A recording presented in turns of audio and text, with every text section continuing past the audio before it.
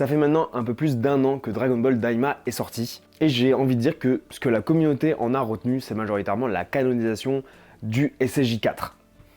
Pour certains, ils retiendront aussi toutes les erreurs et les abus qu'il y a eu dans cette série, mais si on devrait retenir entre guillemets le positif et ce que les gens ont retenu d'un point de vue hype, c'est l'apparition du SSJ4. Mais j'ai voulu faire cette vidéo parce que j'ai vu pas mal de débats sur les réseaux récemment, je sais pas pourquoi récemment, mais peut-être que vis-à-vis du fait que ça fait 1 an, sur est-ce qu'il n'y avait pas un truc mieux à faire que faire un SSJ4 bis, un SSJ4 plus Toriyamesque.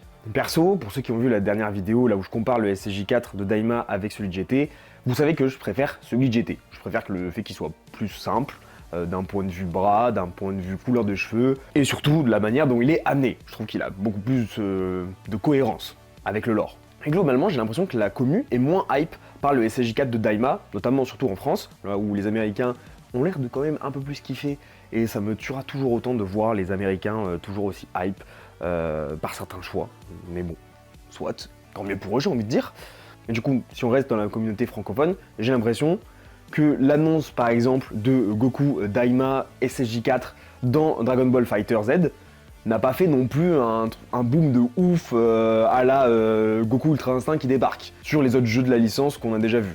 Et du coup récemment j'ai vu sur Twitter des gens qui ont essayé de redesign, d'imaginer une autre version de Goku, une transformation qu'il aurait pu avoir dans le Daimakai, la version Wukong de Goku. Et je pense que l'idée, que je vais détailler juste après, est bien plus intéressante et riche que ne l'est le SSJ4. Outre le style que je trouve pète sa mère et qui a grave du potentiel, parce que les fans l'ont designé comme ça, mais il faut imaginer ce qu'aurait pu pondre un Toriyama ou des personnes comme Toyotaro, parce que Toyotaro, niveau design, je trouve il sait faire des trucs qui ont de la gueule. Ça terminerait de ouf la boucle avec Goku, qui est à l'origine inspirée de Son Wukong. La boucle serait bouclée, ça aurait été trop bien en termes d'image avec Toriyama qui nous laisserait cette dernière boucle qui serait finie. Alors on s'entend, il n'avait pas prévu de partir à ce moment-là, Toriyama, et on déplore toujours sa perte. Mais la symbolique aurait pu être très belle, surtout pour la dernière série officielle. Et je trouve que globalement, ça matcherait beaucoup plus l'ambiance de Daima, dans le sens là où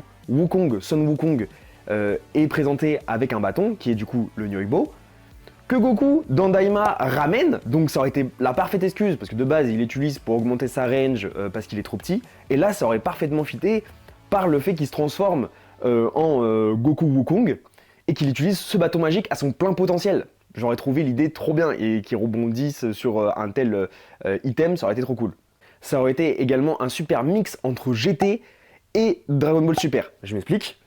GT, on est sur le SSJ4, on est sur un retour aux sources sur l'Ozaru, on essaie de faire repousser la queue, on essaie d'utiliser le pouvoir des Ozaru à notre avantage. Et Dragon Ball Super, on part beaucoup plus sur un côté divin, un côté le Super Saiyan Blue, les dieux de la destruction, l'Ultra Instinct. Et cette transformation en Son Wukong, elle aurait permis de fusionner ces deux idées. Un retour aux sources vis-à-vis du fait que on revient sur un côté un peu plus primal avec l'image de Son Wukong qui est un singe, et en même temps le côté divin parce que Son Wukong ça reste une divinité, ça reste un dieu. Donc ça aurait été le parfait mélange entre le côté bestial de GT et le côté divin de Super. Encore une fois, la symbolique elle est trop bien. Enfin, je sais pas ce que vous en pensez, dites-moi, mais moi je trouve ça trop cool. Également, cette transformation en Goku Wukong, ça aurait pu permettre d'en faire une exclusivité purement Dragon Ball Daima, qui est présente uniquement dans notre Daimakai. Ça aurait pu venir du buff de Neva, qui est, on le sait, un Namek très ancien, qui a de grands pouvoirs, qui aurait pu permettre de réveiller ce côté-là de Goku, ou alors, comme le youtubeur Orochi en a fait l'expérience dans son histoire,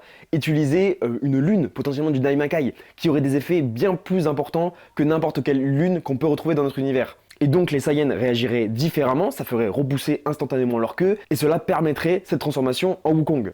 Et du coup, vis-à-vis du fait qu'elle serait unique au Daimakai, qu'on pourrait pas le revoir dans notre univers, parce que pas de Neva ou pas de lune du Daimakai, ça ferait que Daima pourrait être plus facilement inscrit dans la suite de DBS, même s'il y a d'autres problèmes, mais ça aurait pu faciliter la chose. Également, le fait de ne pas avoir un SSJ4-like, ça aurait évité à Daima d'être comparé à un GT-like. Déjà que le fait qu'il soit rétréci, qu'il reparte à l'aventure, et qu'il y ait le SSJ4 à la toute fin qui arrive, ça fait vraiment, on refait GT, mais avec une vision un peu plus Toriyamesque. Et même en vrai, d'un côté commercial, je pense que les ayants droit, ils auraient plus gagné à proposer cette version inédite et pas un SSJ4 de Daima, en termes de dérivés, en termes de figurines, en termes de cartes, en termes de beaucoup de choses. Je pense que la hype aurait été plus importante, et même chez les fans, on aurait eu des comparaisons en mode quel est le plus puissant entre Wukong et le SSJ Blue, ou avec le SSJ4, on aurait eu des trucs comme ça, alors que j'ai pas eu l'impression d'avoir vu des comparaisons genre entre le SSJ4 de Daima et SSJ4 de GT en termes de